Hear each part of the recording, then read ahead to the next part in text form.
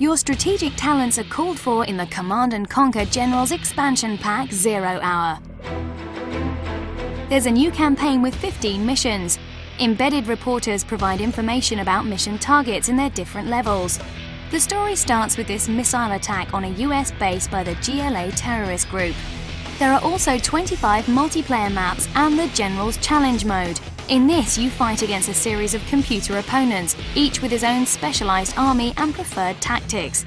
Each of the 3 factions gets lots of new units and special structures. Here, for instance, we're looking at the new GLA tunnel that can be constructed even without workers. All you need is eye contact with the building site and your units can prepare to pay the enemy a surprise visit.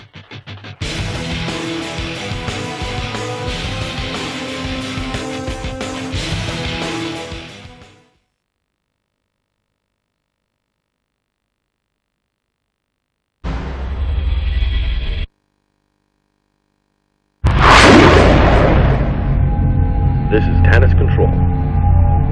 We have visual contact with the core. Proceed with transfer. Roger that, Tannis.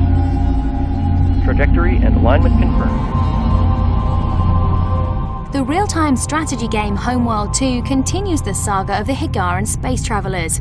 In the first part, the Higarans conquered the aggressive Kushan and returned to their home planet after centuries in exile. In Part 2, the Higarans are under threat again. This time it's the Vagra, a renegade warrior clan controlled by the warlord Maykan. It's up to the player to fend off attacks. You take the helm of a huge spaceship called the Mothership, and you gradually build up a fleet of scouts, corvettes, frigates, destroyers, battleships and transport ships. Several aspects of the user interface have been revamped since the original game. The research menu, for instance, is now clearly structured in 2 categories: technological and upgrades. There's a short explanatory text on each item, which is displayed when you hold the mouse pointer over it. The production menu is similarly simple in structure. A list shows all available ships and upgrades, and you just have to click on the item you require to start production. Once you've got another production ship as well as the mothership, you can build as many ships as you want. Larger ships can be upgraded with extra modules. You can install modules for the production of scout ships, frigates, destroyers, or research and battle modules. The number of upgrade modules you can install per ship is limited. Also, certain modules can only be added to the mothership, such as the battleship production module. All modules on the ship have their own hit points, shown as a little green bar. You can target these specifically in combat. Here we're taking out the battleship module to stop production of transport ships. Transfer complete. See you next time. We're heading back. Of course, the best part of Homeworld 2 is the interstellar combat. Destroyer gun turrets focus their sights on targets and fire. Rockets leave their trails across the sky, and loud explosions fill the screen. If all goes according to plan, you'll see all this on your own monitor in a few weeks' time.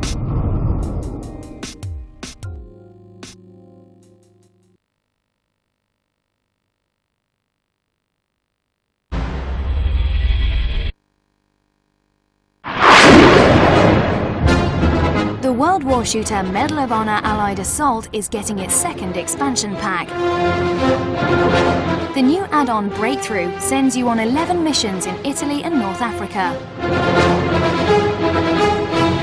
In the new levels, you get lots of opportunities to drive vehicles. Who can resist the comfort of a tank in the middle of a sandstorm? Change of scene to Sicily, where we make creative use of an anti-aircraft gun. After all, we want to be left in peace to plant our sabotage bombs. Varied mission aims and exciting scripted events should keep players motivated. The multiplayer game has also been given reinforcements with 9 maps and an extra game mode.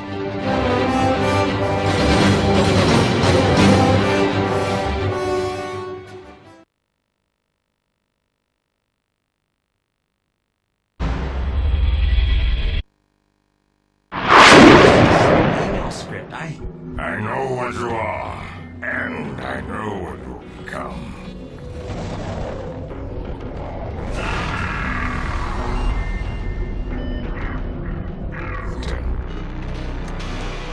The digital world is about to have its hard disk wiped. In the first-person shooter Tron 2.0, an evil virus gets into the computer system of Alan Bradley's software company. You take on the role of Alan's son, Jet, and get digitized by the MA3A operating system and catapulted into the digital world yourself.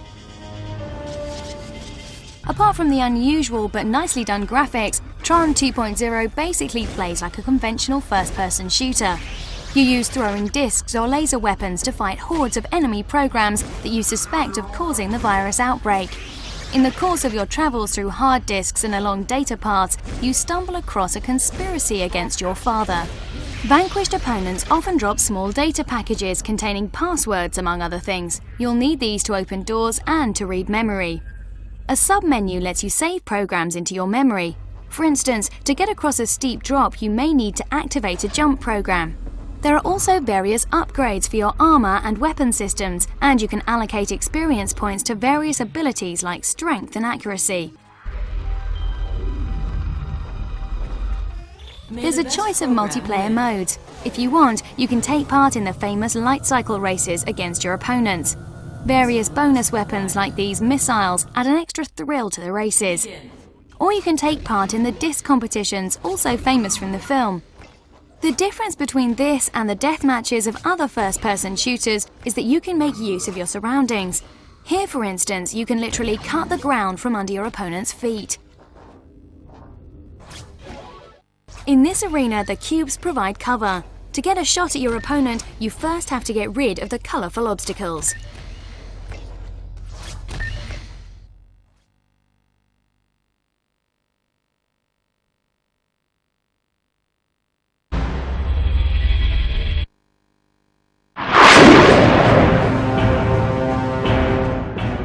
Where do your loyalties lie? In the official licensed game based on the third Lord of the Rings film, you play 6 movie heroes: Aragorn, Gandalf, Sam and Frodo. They're all here. The hobbits aren't exactly the strongest of characters, so they have to resort to devious little tricks.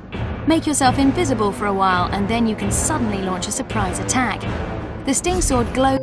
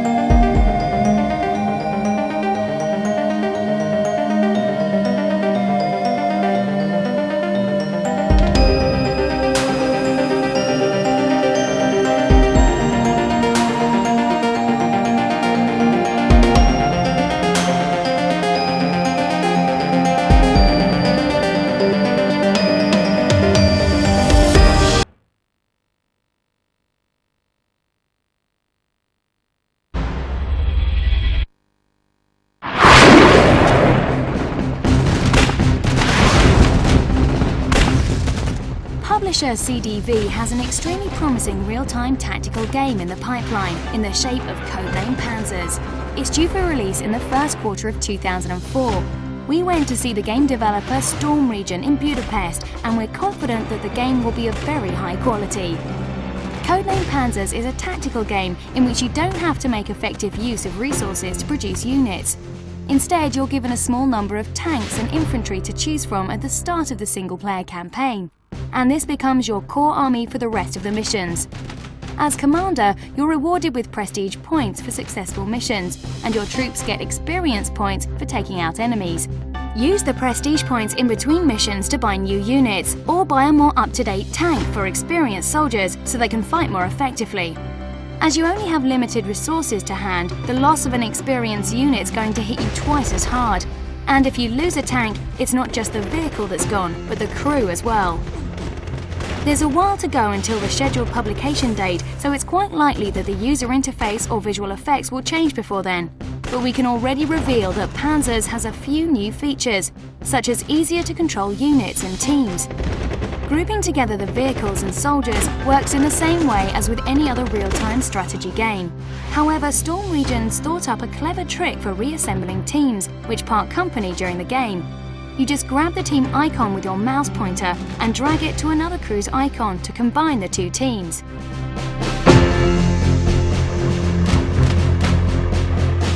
Vehicles such as this Sherman tank have 4 hit zones, shown as a white box around the tank. There's a gauge displaying the hit points as well, so it's easy to spot where the Sherman tank has taken the most damage and how serious it is.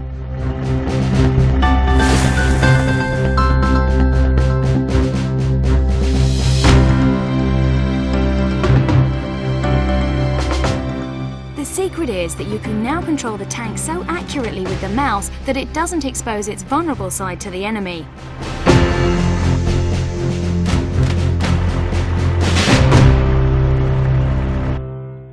The graphics in Codename Panzers are far superior to other available strategy games.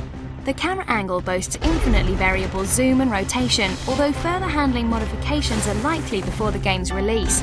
Tanks are made up of 6 different components, such as chassis, turret, caterpillars or antenna. This means the antenna can move in time with the vehicle's motion and the caterpillars can follow the contours of the ground.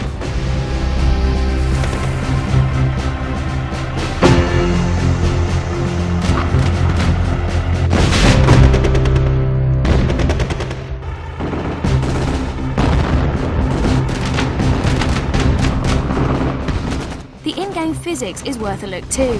A Sherman tank firing heavy artillery or starting up will really shake about.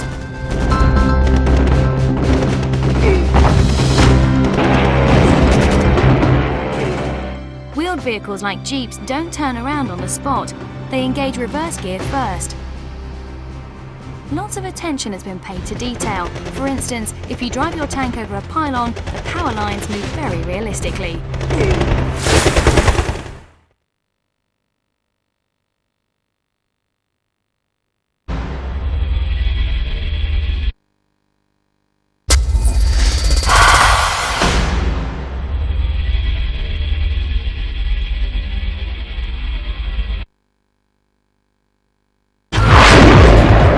A bit tougher in Midnight Club 2. You're a brazen speed freak and you take part in illegal street racing in Paris, LA and Tokyo. Stands to reason that you're going to put some dents in your bodywork from time to time, even though your wheels will get you safely around the hairpins with a bit of practice. The setting, characters and highly tuned roadsters are strongly reminiscent of the box office hit The Fast and the Furious. If you like the film, you'll love this new interpretation for PC.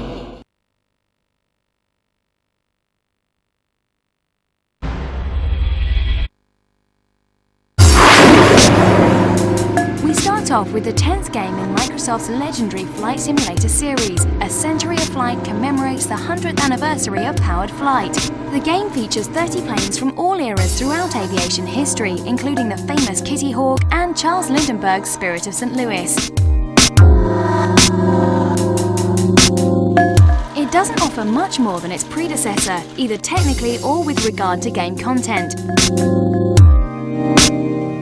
But if you're new to flight simulation, you'll enjoy the interactive flight training.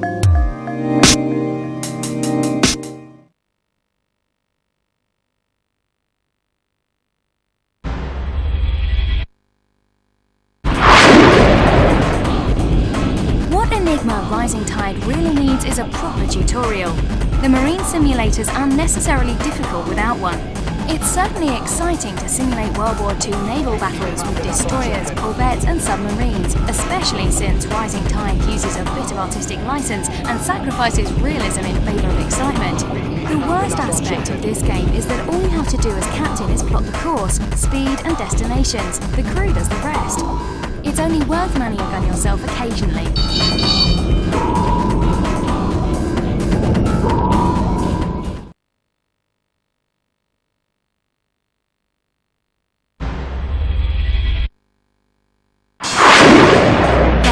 Car series will keep you occupied much longer if you're into motorsports. Just tweaking your car to the ideal setup for every course is a skill in its own right.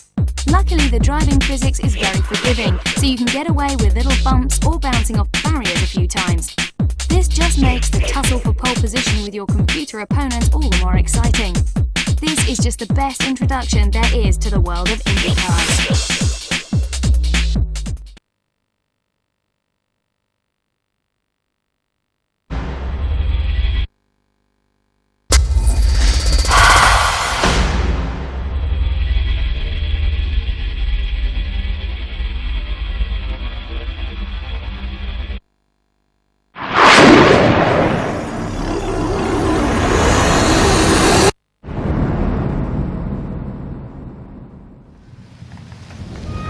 if your world was at war?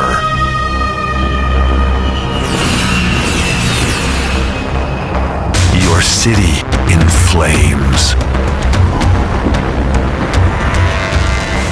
Your home invaded.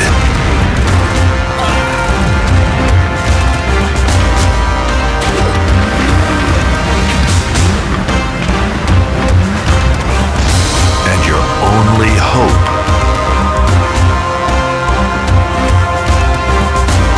was an ancient legend.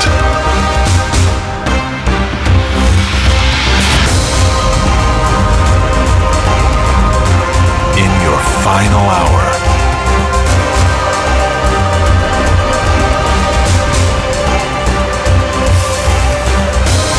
what would you command?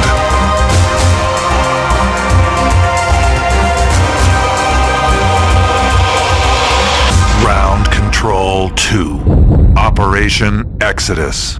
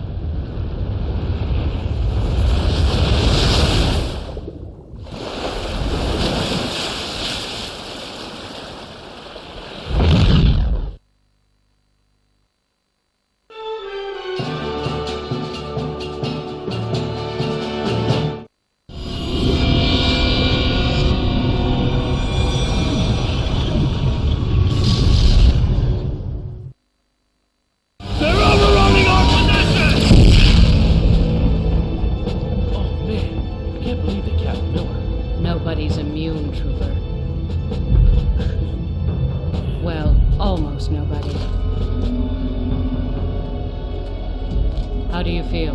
I'm not programmed to feel. I'm a Terminator. What was your mission? Terminate John Connor.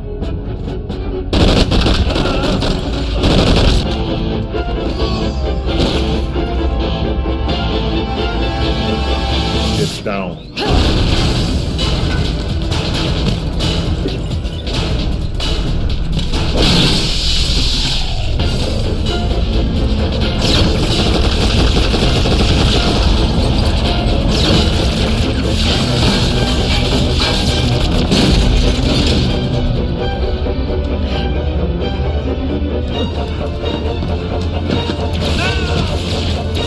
Does Skynet know you've been reprogrammed? Affirmative. Come with me if you want to live.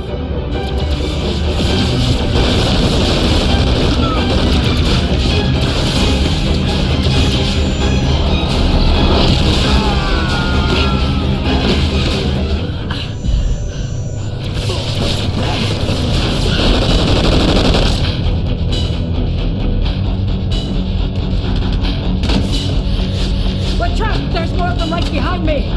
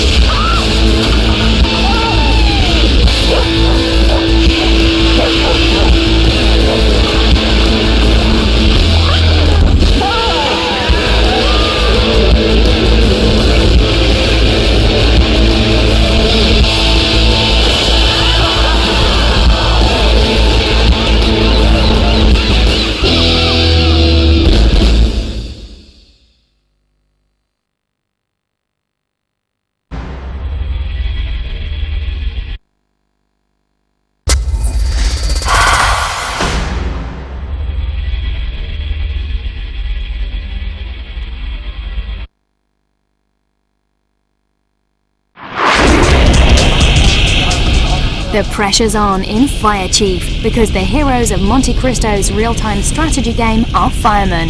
They battle the flames using turntable ladders, water cannons and extinguishing gas, putting out fires, tending the injured and even saving precious vintage cars.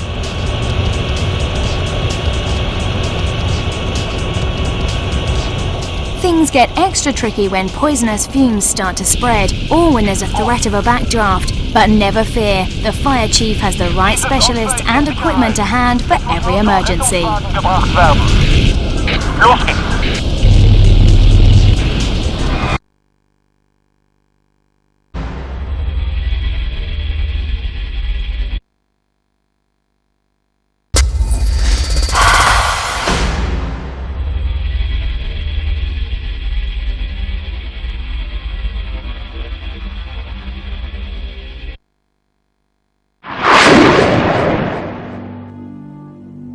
Charles Cecil and his team have big plans for the third part of the Broken Sword series.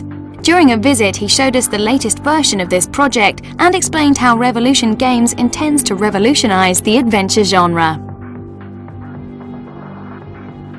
The point-and-click adventure was pretty much invented by Sierra, probably 15 years ago, probably more actually, probably closer to 20 years ago. And it created a genre that, at that time, within the constraints of the technology, worked really, really well.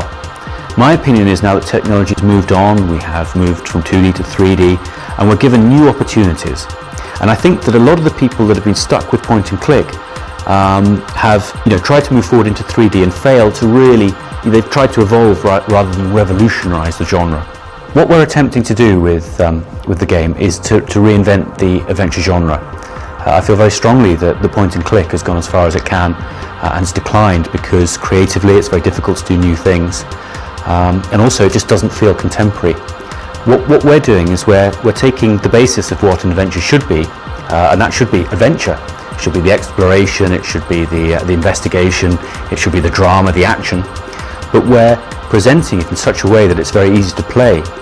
I think one of the golden rules of an adventure is that it should be that the gameplay, the challenge, should come in deciding what to do, not necessarily how to do it. So the gameplay remains cerebral throughout the whole thing.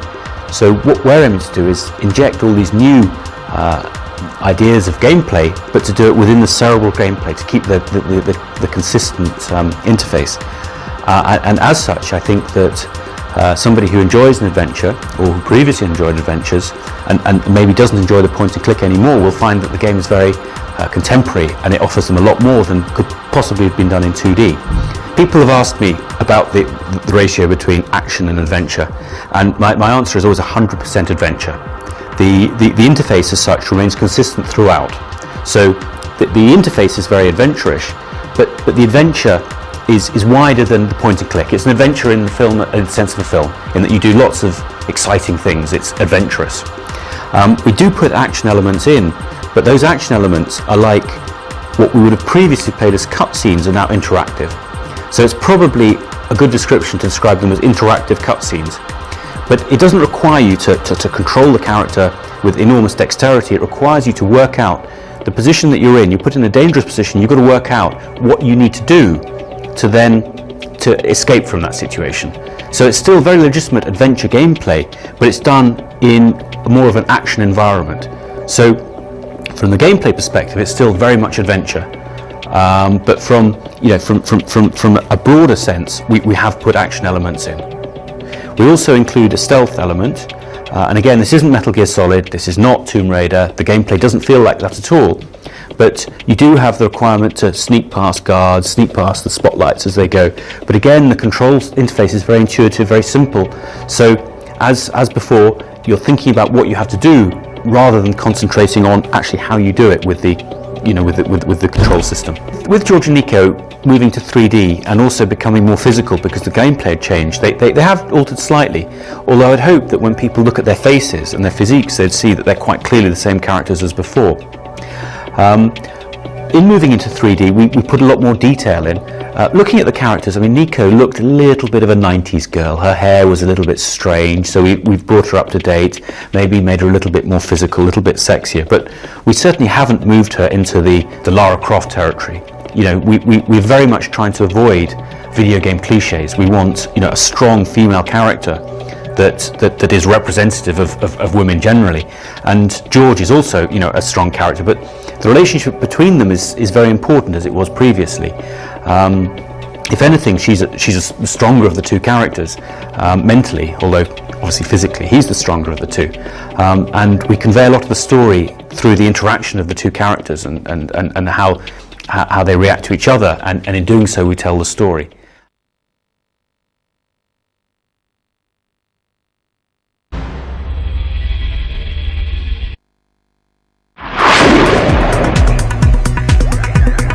About 6 months ago, Rick Goodman, creator of Empire Earth, paid us a visit to present his latest project. In an interview, he told us how far Empire's Dawn of the Modern World has come since we last saw him. Empires de Neutzen has 3 single-player campaigns. In the first, they span the whole time frame of the 1,000 years of history that the game takes place in.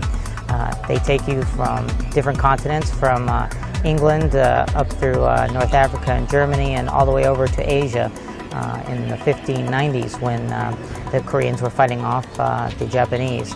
So they're very story-based. They're adventure. They're scenarios that center around, campaigns that center around adventure stories where great heroes alter the history of their civilizations. In the first campaign, the Richard campaign, you're following Prince Richard's ascent to the English throne despite guile and treachery. In the second campaign, you're a famous admiral defending the Korean continent against the Japanese invasion against odds of 100 to 1. And the third campaign takes place in World War II. You're in General Patton's Tank Corps, and you're using combined air, land, and sea arms to refight the most famous battles of World War II. The single-player missions are very adventure / role-playing oriented.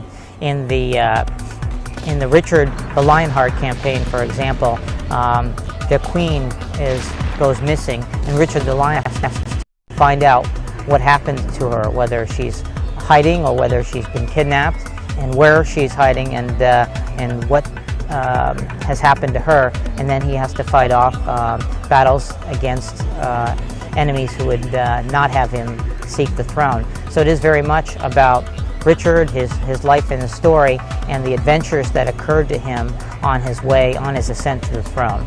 Well, for example, you might compare the French and the British civilizations. And at the very beginning of the game, just to start out, you'll see that, first of all, the French, their citizens and their infantry units can walk through all the woods on the map. So being able to navigate the forest allows them to expand and quickly find out where the territory is that's fertile and where their enemies are.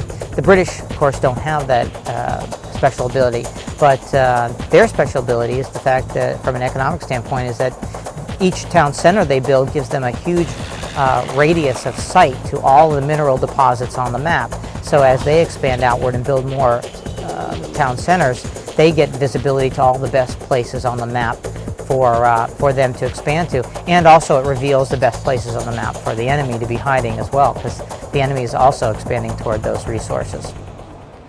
Well, when we envision this holy grail of gaming, as I call it, in which if you ask players what they want, they tell you they want it all, we looked at that and we said that's a huge, massive vision. That's a bigger game to have all of human history and all of the major civilizations that participated in all the time frames. That's a bigger, more massive, more colossal vision than we can fit in one game. But we looked at it and we decided that we could bring that to life through a series of games. So a sequel and a prequel and a third title could bring that vision to life in a way that allows a player to sit down with this game and play any civilization, any of the major civilizations, in any of the 10 or 12 time frames that it's encompassed by the 1000 BC to present time frame. Because each of the products that we work on in the Empire's line will allow you to play through it as though it were a standalone product. But if you have the other products in the Empire's line, they will connect seamlessly as though they were one giant product, giving you the ability to play single player or multiplayer against people in any time frame, and including any of the major civilizations that you've heard of around the globe, either Western European civilizations or Asian civilizations as well.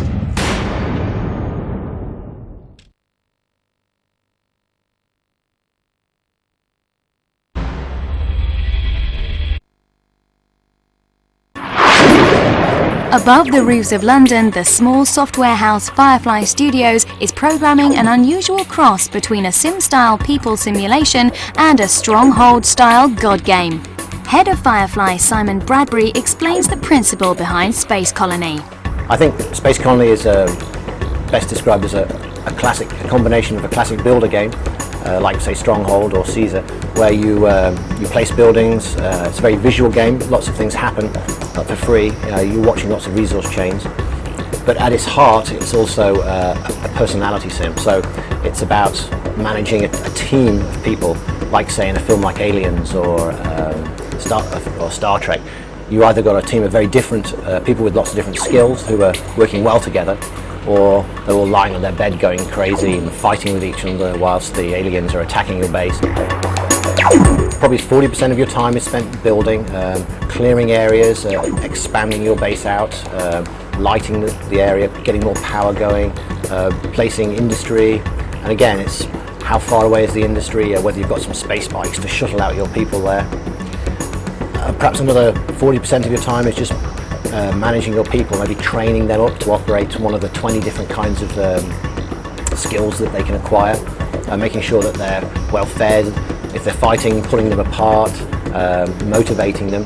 And then perhaps 20% of your time is spent on global decisions like, where should I be putting the power to in the base, or should I be building some more lasers out front to stop the aliens from climbing through that crack in the wall.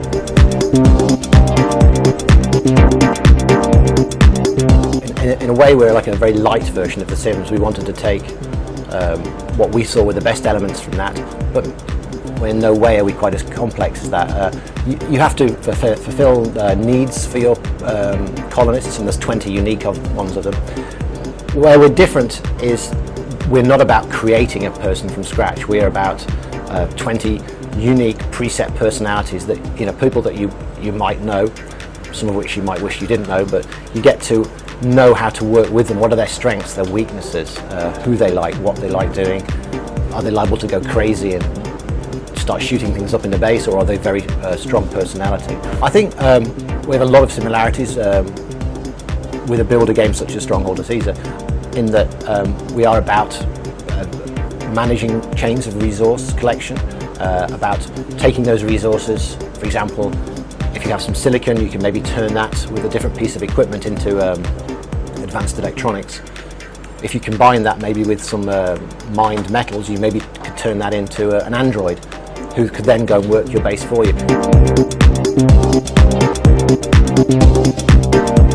We have lots of mission goals. I think we have different kinds, like exploration or eradication, or we have mining goals and industry goals. But some of the more interesting ones are space tourism, for example. Establish the galaxy's first 10-star space resort. We obviously have military goals, which are survive for a certain length of time before you get evacuated off the planet, for example.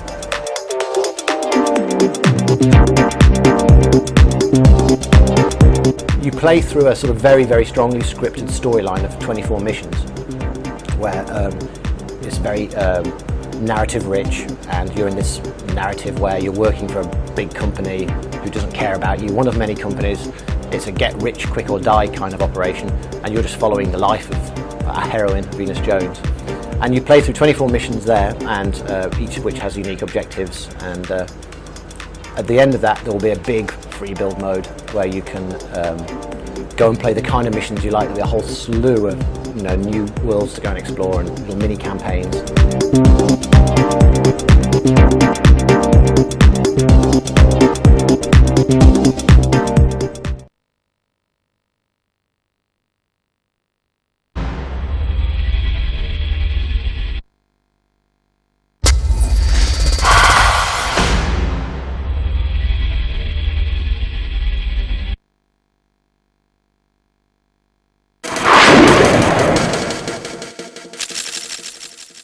Lara always used to spend her time hunting for lost treasures, but in Angel of Darkness, she's the one being hunted.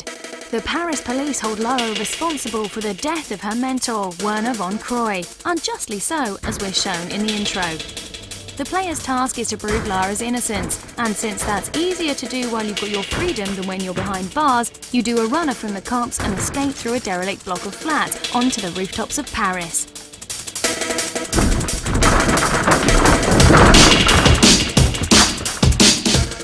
In the game you meet Curtis Trent.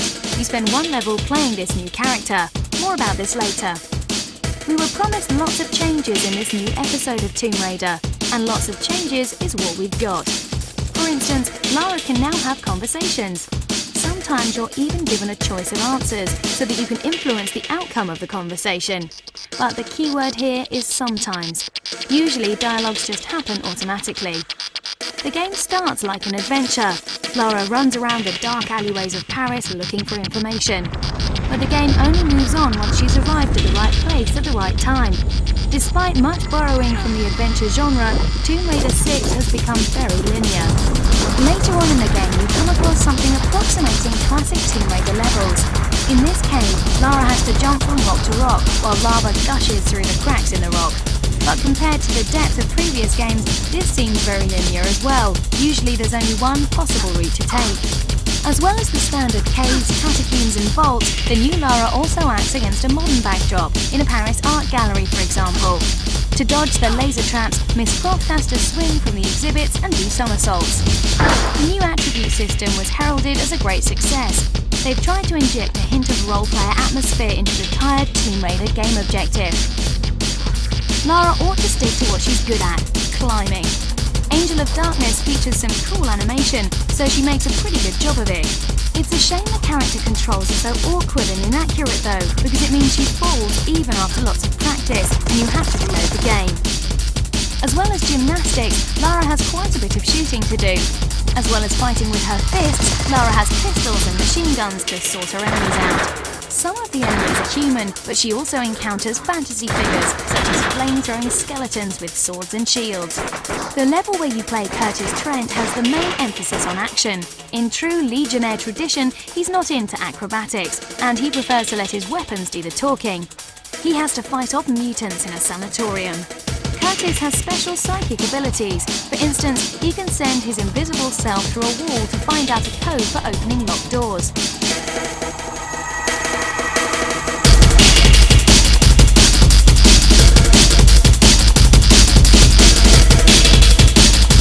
New in Tomb Raider 6 is stealth mode. When you need to, Lara can press herself against the wall like Sam Fisher and peer around the side. But it's a tricky move to execute because the controls are so sensitive, and it won't help much anyway. As you can see from this scene, the enemy's artificial intelligence is practically zero. Considering Angel of Darkness was originally a PlayStation 2 game, the visual effects have turned out very well. The generous use of graphical special effects, such as real-time shadows and bump mapping, make the game look really good. Look at the floor in this scene. It's showing a blurred reflection of surrounding objects. And check out the mirror effects on the glass cases. If you set the graphics to a lower quality, you'll have to forego effects like that, but the compensation will be smoother gameplay. If your graphics card is a GeForce 2, GeForce 4, MX or Radeon 7500, you won't enjoy the benefits of the DirectX 8 graphics effects either. As with all games adapted from console versions, the CPU isn't so important. What is critical is a powerful graphics card.